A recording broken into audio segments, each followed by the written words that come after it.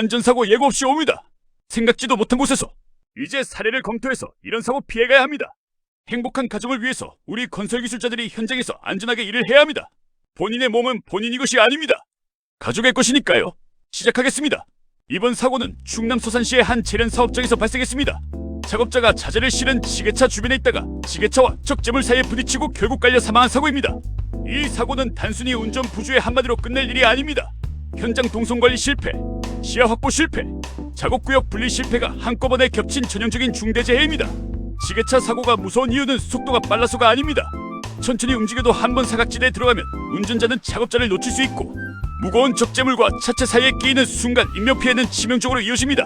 특히 자재를 높게 싣거나 전방 시야를 가리는 상태에서 이동하면 운전자는 앞사람을 보지 못한 채 계속 주행하게 됩니다.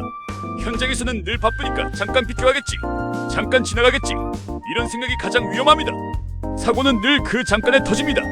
건설 현장에서도 이 사고는 그대로 반복될 수 있습니다. 철근, 거푸집 자재, 배관, 전송관, 팔레트 자재를 지게차로 옮길 때 작업자가 가까이 접근하거나 운행 통로와 작업 통로가 섞여 있으면 똑같은 사고가 납니다. 그래서 건설기술자가 가장 먼저 해야 할 일은 지게차를 잘 모는 사람을 찾는 것이 아니라 사람과 장비를 분리하는 것입니다. 장비 운행 구간은 보행자 통로와 물리적으로 구분해야 하고 교차 구간에는 유도자를 배치해야 합니다.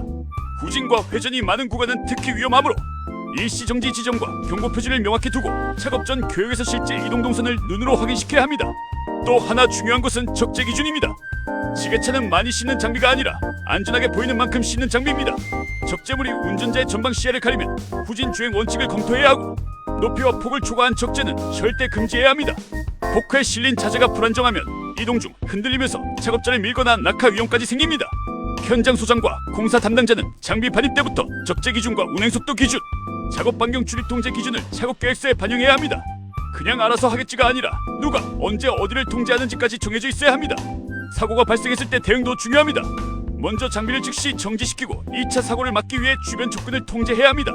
무리하게 피해자를 이동시키기보다 현장 위험 요소를 먼저 제거하고 즉시 119 신고와 응급조치를 병행해야 합니다. 그리고 사고 후에는 사진 몇 장만 남기는 수준으로 끝내면 안 됩니다. CCTV 확보, 작업 전 TBM 내용, 장비 점검표, 운전 자격 여부, 유도자 배치 여부, 통로 분리 상태까지 전부 확인해야 재발 방지 대책이 살아납니다. 중대재해는 사고 처리보다 사고 전 관리가 훨씬 중요합니다. 건설기술자 여러분, 지게차 사고는 장비 문제가 아니라 관리 문제인 경우가 많습니다. 오늘 현장에서 바로 확인하십시오. 지게차 이동 통로가 따로 있는지, 적재물이 시야를 가리지 않는지, 유도자가 실제 배치되는지, 작업자가 습관적으로 장비 가까이 걷고 있지는 않은지, 이 네 가지만 점검해도 큰 사고를 줄일 수 있습니다. 현장의 안전은 거창한 구호가 아니라 동선 하나, 적재 높이 하나, 출입 통제 하나에서 시작됩니다. 한 사람의 퇴근을 지키는 것이 결국 현장을 지키는 일입니다.